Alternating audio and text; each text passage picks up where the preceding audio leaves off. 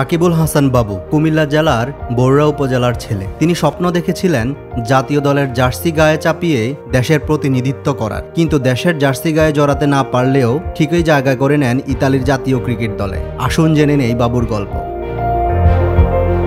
তিনি ছিলেন উদীয়মান এক ক্রিকেটার, যিনি অনূর্ধ্ব 17 এবং 19 দলের হয়ে দেশের ক্রিকেটে অবদান রেখেছিলেন। কিন্তু যখনই ভাগ্যের চাকা ঘুরতে যাবে, ঠিক তখনই জীবনের কঠিন বাস্তবতার কারণে তাকে ইতালিতে পাড়ি জমাতে হয়। পরিবারের হাল ধরার জন্য বাধ্য হয়ে ছুটতে হলো তাকে। স্বপ্ন ছিল বাংলাদেশে হয়ে খেলার, বাট ওই স্বপ্নটা হয় নাই ফ্যামিলিগত কারণে। আমার বাবা মারা যায় অনেক ছোটবেলায়, তো ফ্যামিলি সংসার সব মিলিয়ে বাইরের স্বপ্নটা হয়তো সাকসেস হয় নাই। কিন্তু রক্তে যার ক্রিকেট মিশে গেছে, সে কি ক্রিকেট থেকে দূরে থাকতে পারে?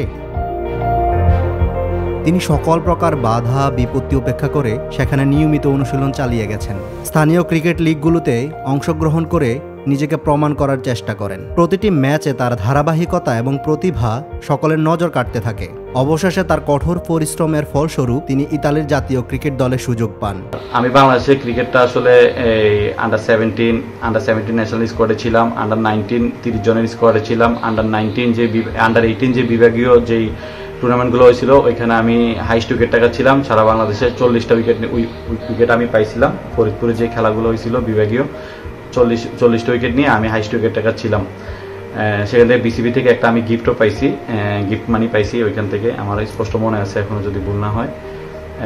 আমি 30 জনের স্কোয়াডও ছিলাম, 20 জনের স্কোয়াডও ছিলাম। দেন তারপরে আমি যে কোনো একটা ইনজুরির কারণে আমি আসলে টিম থেকে বাদ পড়ে যাই। আর ফ্যামিলির কিছু প্রবলেমের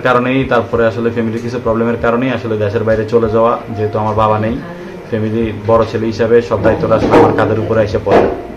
আমি আসলে 2010-এ ইটালি চলে যাই। আসলে জানতাম না যে ইটালি আসলে অ্যাকচুয়ালি ক্রিকেট খেলে বা ওইখানে ক্রিকেটটা আছে। আমি ওখানে যাওয়ার পরে যখন একটা টুর্নামেন্ট খেলি, টুর্নামেন্টের মাধ্যমে আসলে আমার পরিচিতিটা ওইখানে পায় সবাই। তো যে কোনো একটা ক্লাবে আমাকে ওইখান থেকে ইন করার পর আমি 2-4 বছর ওইখানে আসলে ক্রিকেটের সাথে ইনভলভ ছিলাম। দেন আমি 2017-তে আমি ন্যাশনাল টিমে করি, ইন্টারন্যাশনাল ফার্স্ট ম্যাচ খেলি 2017-তেই। সেই ট্যুরটা ছিল সাউথ আফ্রিকাতে। ওমান ট্যুর করি, সাউথ আফ্রিকা ট্যুর করি, দেন দুবাইতে ছিলাম, দেন ইংল্যান্ডে ট্যুর করি। ইটালিতে যে ঘরোয়া যে লিগগুলো হতো ওইখানে সবসময় আমি টপ পারফর্মারদের ভিতরে আমি ছিলাম, 2-4 জনের ভিতরে সবসময় ছিলাম। এখন বর্তমান অবস্থায় আমি যে ক্রিকেটটা আমার যে নেক্সট যে ট্যুরটা আছে সেটা হচ্ছে উগান্ডাতে, সেটা ওয়ার্ল্ড কাপের কোয়ালিফাই 2026-এর যে বাছাই পর্বের খেলাগুলো হবে ওইখানে আমরা খেলবো ইটালির হয়ে। আমাদের জন্য সবাই দোয়া করবেন যাতে আমরা ওইখানে ভালো কিছু করতে পারি। বাবু আজও স্বপ্ন দেখে নিজের দেশের হয়ে প্রতিনিধিত্ব করার। তার এই যাত্রা প্রমাণ করে যে স্বপ্ন কখনোই মরে না, যদি হৃদয়ে ধারণ করা যায় এবং সেই অনুযায়ী কাজ করা যায়। বাবুর গল্প আমাদেরকে শেখায় যে স্বপ্ন দেখতে এবং সেই স্বপ্নের পেছনে ছুটতে। দেশ, পরিবার এবং ক্রিকেট সবকিছুর প্রতি তার ভালোবাসা তাকে নতুন দিগন্তে পৌঁছে দিতে পারে।